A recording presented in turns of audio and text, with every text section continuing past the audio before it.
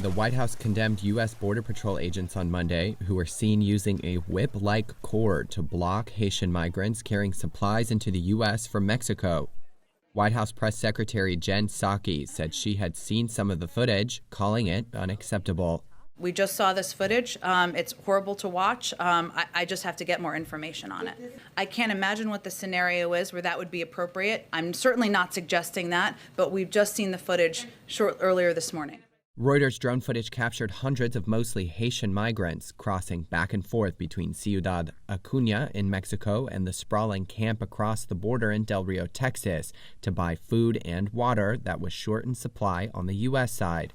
Reuters witnesses saw mounted officers in cowboy hats blocking the paths of migrants, and the apparent use of horse reins swung to threaten the migrants. At the White House, Psaki was pressed over whether disciplinary action would be taken.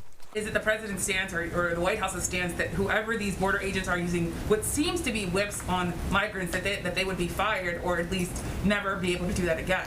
Of course they should never be able to do it again. I don't know what the circumstances would be. It's obviously horrific, the footage. U.S. Border Patrol Chief Raul Ortiz said the incident was being investigated to make sure that there was not an unacceptable response by law enforcement.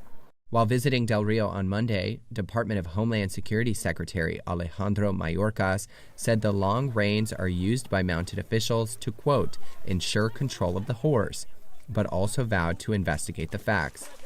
The camp under a bridge spanning the Rio Grande has become the latest flashpoint for U.S. authorities seeking to stem a flow of migrants fleeing gang violence, extreme poverty, and natural disasters in their home countries. Hundreds of migrants have been turned around on the Mexico side, leaving uncertainty whether they'll be deported on flights organized by U.S. authorities. Mayorkas said he expects between 1 to 3 daily repatriation flights back to Haiti, and stressed in a news conference that if individuals try to enter the U.S. illegally, they will be returned.